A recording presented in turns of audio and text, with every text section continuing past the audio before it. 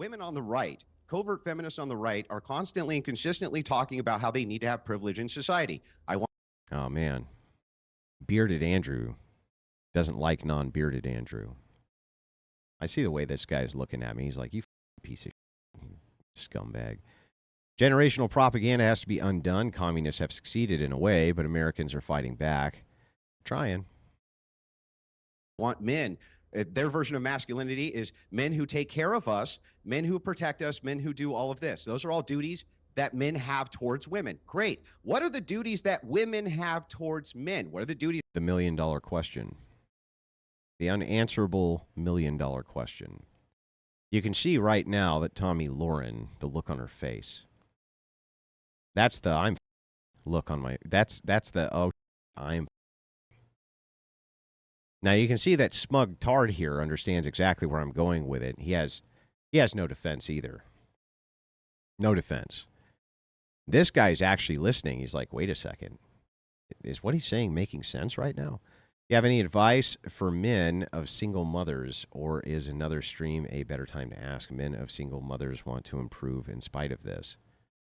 Men of single mothers? I don't know what you're even asking. What do you mean, men of you mean men who came from single mothers? That women have towards anything. That dude did ask her a good question. What do men get out of this arrangement? What are we getting out of this arrangement? Can you tell me? I mean, you. Well, as I I would was going to argue answer that a men second ago. innately should be protectors and providers. Men innately should be protectors and providers. Hang on one second. Let Tomi respond. Most men are born that way. Let Tomi respond to. Most men are born that way.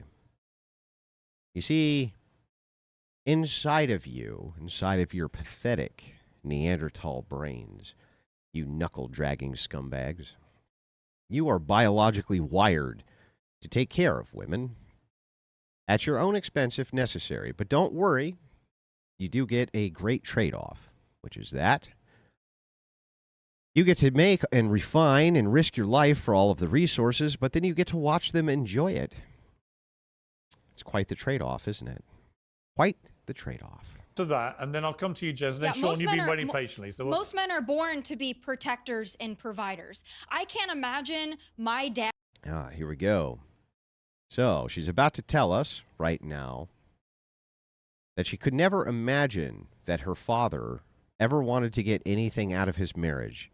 He was just simply biologically wired to give her mother whatever the she wanted with nothing in exchange at all. Zero. That's the argument she's actually about to make in order to justify the stupidity which is coming out of her mouth. Dad saying, you know what, to my mom, you know what, I'm not going to be a protector and a provider unless you do this. That's You see the sassy girl bossing.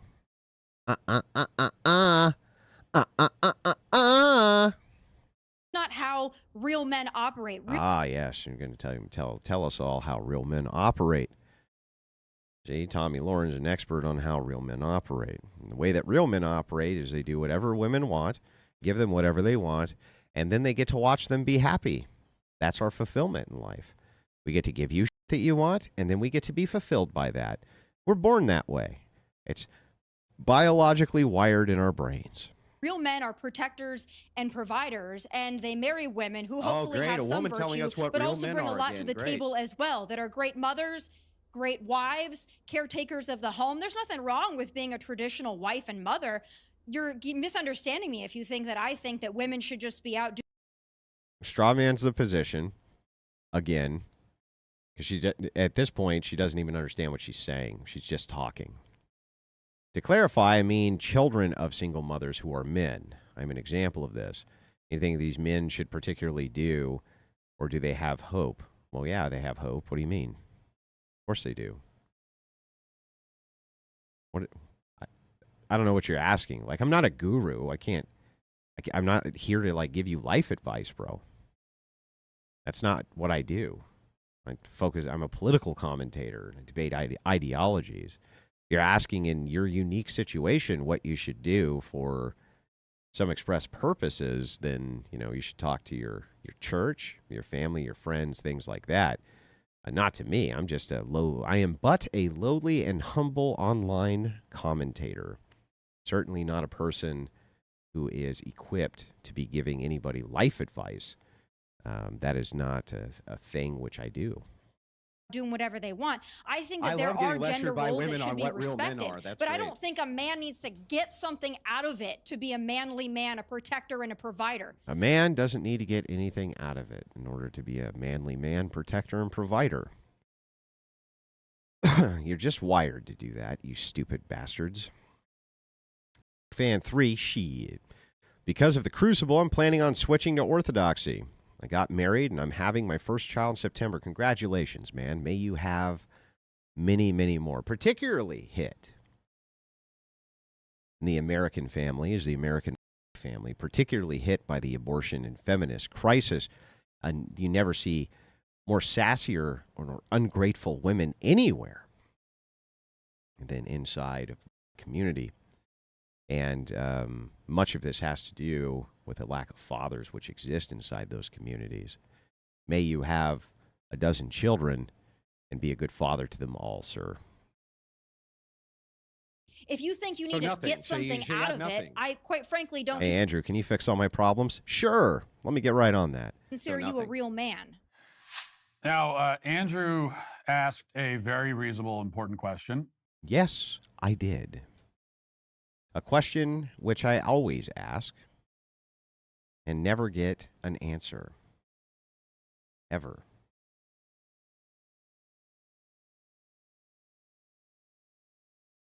Now, of course, the answer for us, the question is reversed. Like Pearl Davis asked me this. Well, what do men get?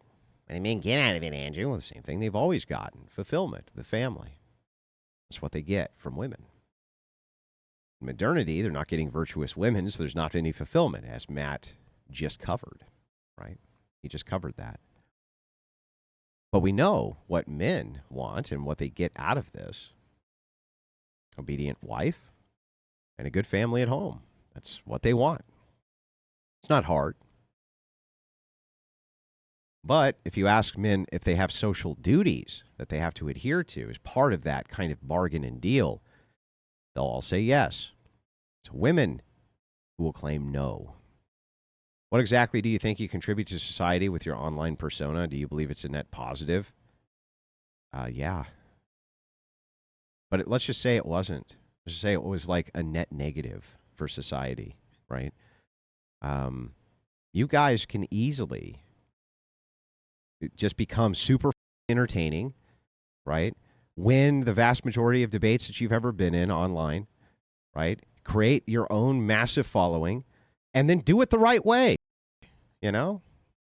Like, you can just do it the right way, unlike me, you know, who apparently is a net negative for society because I'm willing to actually confront these ideologies while you guys hide under your mom's basement. I like how Tomi somehow doesn't recommend or recognize that her father did get something out of her mom. She became his wife and mother of his children.